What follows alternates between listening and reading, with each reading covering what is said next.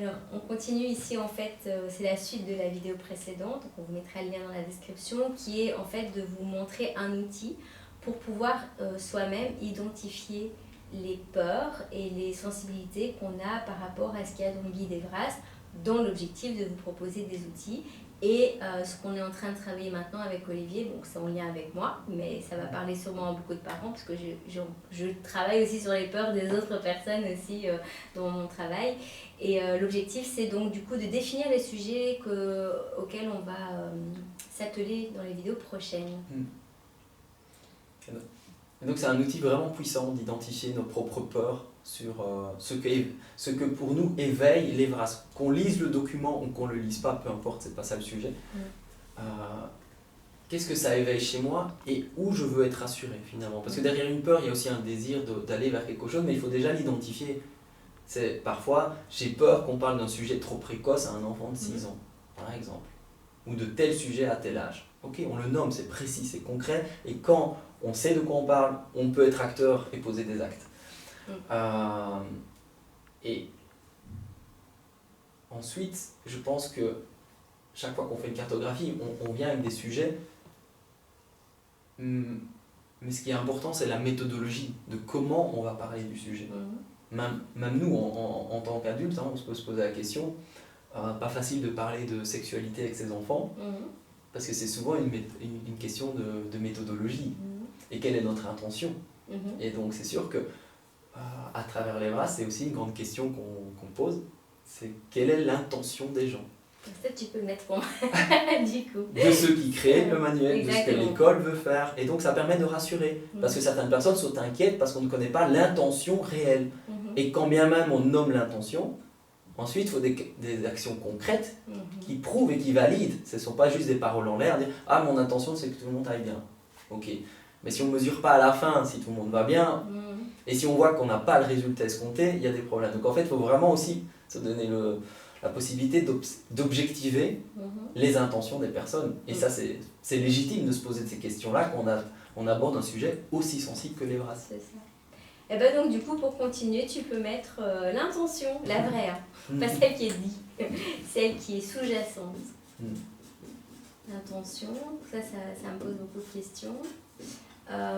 Et puis la politique aussi. Le rôle des politiques dans le travail au niveau du monde. Et donc ce qui a souvent fait peur, on va parler de l'intention dans la prochaine vidéo. Ouais. Ok. Oui, moi il y a plein de choses qui me viennent. Maintenant, forcément les dérives de la sexualité. Donc moi, la prochaine qui me parle par rapport à ce que tu disais par rapport à l'âge, c'est l'intrusion, justement d'être intrusif et de venir aborder des thèmes à des enfants où c'est pas le moment. Donc ça, tu peux noter aussi. Intrusion. Mais là, certainement encore plein d'autres qui vont me venir, parce qu'un ouvre d'autres. Le transhumanisme et le transgenre. Je sais pas si tu le mets ensemble, pour moi c'est lié. Tu peux mettre en deux choses, mais parce que finalement pour moi l'un amène l'autre. Ouais. C'est déjà pas mal, hein? Oui, c'est déjà pas mal. Comme inquiétude. Ouais, et on comprend que, évidemment, pour certaines personnes, la cartographie, cette arborescence va être très grande et on comprend qu'en fait ça anime beaucoup d'énergie, peut-être d'animosité, peut-être même, parce que ça vient nous chercher dans nos tripes. C'est des sujets d'actualité importants pour le bien-être de nos enfants. Et je trouve que ça révèle beaucoup de choses de faire ça. Et puis on peut voir où est-ce qu'on peut être acteur, parce qu'on ne va pas être acteur de la même manière sur l'ensemble de ces sujets-là, et les personnes avec qui on peut en parler ou discuter ou éveiller ne sont pas les mêmes. Moi je pense que comme il y a une grande liberté dans l'Evras et que le guide n'est pas une méthodologie, il dit voilà, c'est des possibilités, des pistes, ça permet un dialogue entre professionnels, mais je pense que les parents peuvent se regrouper aussi, se dire tiens, qu'est-ce qu'on a envie de proposer comme thématique à nos enfants. Alors on peut être utopique, mais je pense que c'est pas une utopie. On pourrait imaginer que tous les parents d'une même classe qui sont engagés pourquoi pas, hein. C'est libre.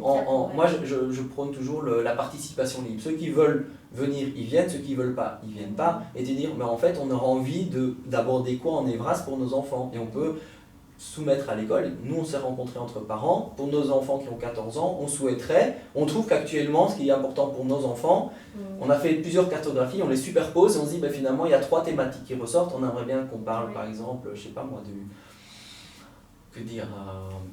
je sais pas, de la confiance en soi, du rapport au corps et de la contraception. Ok, on a une possibilité. Et en quoi l'école devrait se substituer au désir des parents? Il y a un dialogue. Donc les parents aussi, ça manque. Aussi, les parents, ils y sont pas dans les Evras. Oui, donc tout à fait. il faudrait aussi le mettre en... Le rôle des parents, c'est aussi... Alors certains vont être pour ou contre. Moi, je prône toujours l'inclusivité et l'engagement.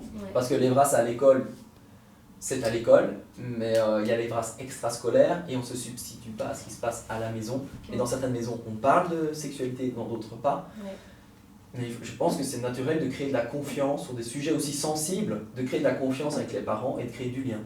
Moi, je suis favorable à créer des pôles Evras comme c'est censé être, au sein des professionnels de l'école, mais aussi des pôles Evras avec les parents. Oui, c'est ça.